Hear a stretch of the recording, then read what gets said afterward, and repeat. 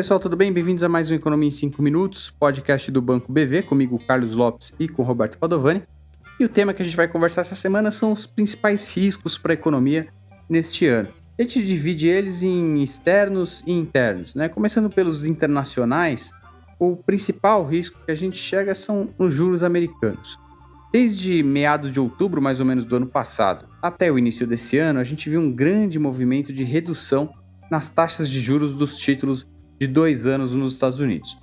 Isso porque o mercado começou a perceber que talvez o Fed pudesse já começar a cortar juros no início desse ano, possivelmente agora no primeiro trimestre, e numa velocidade maior, e isso fez então com que as taxas de juros por lá dos títulos cedessem rapidamente e isso trouxesse um certo otimismo para o mercado. Outro fator que ajudou também essa queda de juros foi o fato dos indicadores de atividade econômica na época também não mostrarem ainda uma força tão grande da economia americana e com algum medo de uma desaceleração mais intensa, isso ajudaria ou impulsionaria o Fed para justamente começar a reduzir juros mais cedo. Acontece que do início desse ano para cá, e principalmente ao longo do mês de fevereiro, os indicadores de atividade econômica e mercado de trabalho nos Estados Unidos passaram a mostrar uma economia surpreendentemente forte, né? O que dá para o Fed um conforto em ser mais conservador. Não tem por que eles arriscarem cortar juros antecipadamente ou numa velocidade maior se a atividade econômica vai bem, se o emprego vai muito bem e se a inflação ainda mostra sinais preocupantes. A inflação nos Estados Unidos ela segue ainda numa tendência de desinflação, mas alguns sinais recentes mostram alguns pontos de alerta, pontos que mostram ali as medidas de núcleo da inflação americana, mais relacionadas à atividade econômica, serviços, mercado de trabalho, ainda mostram uma inflação bem resistente e que se encontrar qualquer choque novo, negativo no meio do caminho, pode fazer com que a inflação volte a acelerar de forma mais sustentada nos Estados Unidos, e isso até impeça, talvez, um corte de juros na primeira metade desse ano, por exemplo. Então essa nova preocupação no mercado voltou a pressionar os juros internacionais, e isso não tem afetado a Bolsa Americana, que segue muito bem em função dos dados de crescimento, de resultados corporativos, mas tem sido um limitador maior para ativos de risco, como os ativos de mercados emergentes. Então esse é o principal risco internacional. Então, Pado, conta pra gente qual que é o principal risco local que a gente tem para a economia nesse ano.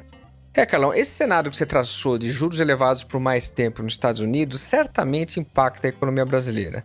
Com juros mais altos lá fora, a gente tem um crescimento global menor e toda vez que isso acontece, os investidores ficam mais cautelosos.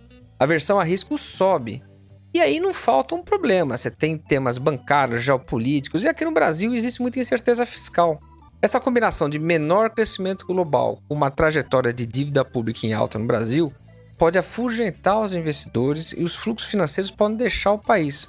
Com menores ingressos de capitais, a moeda fica pressionada, o dólar sobe, o que pressiona o custo das empresas, pressiona a inflação e, portanto, isso pode fazer com que o Banco Central possa parar de reduzir juros mais cedo do que se imagina. Com juros mais elevados, o crédito fica mais caro e com inflação mais alta, as condições de renda pioram. Mas não é só renda e crédito. Nesse ambiente, você pode ter maior incertezas, o que faz com que a confiança de empresários e consumidores volte a piorar. Quando você considera esse quadro de fragilidades na renda, no crédito e na confiança, o crescimento pode ser mais fraco. No caso desse ano, a retomada pode ser mais lenta. E a gente não pode descartar um cenário em que isso gere mais ansiedade política, com o governo respondendo a esse quadro com mais gasto público.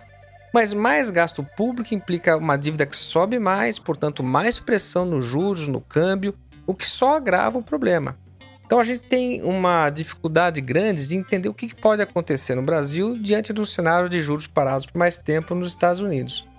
Não por outro motivo, Carlos, a gente vem notando uma dispersão muito grande nas projeções de PIB, câmbio e juros para 2024. Esses efeitos pós-pandemia não são claros e está todo mundo olhando com muita atenção o quadro global, que, diante do nosso risco fiscal, pode se tornar um problema. Portanto, o otimismo que a gente viu nos mercados no final do ano, ele parecia um pouco precipitado. Como você falou, a gente tem notado mercados muito instáveis e isso pode fazer a diferença na hora de fazer projeções para a economia brasileira em 2024 e 2025. Bom, pessoal, é essa história. Nos falamos na próxima semana. Até mais.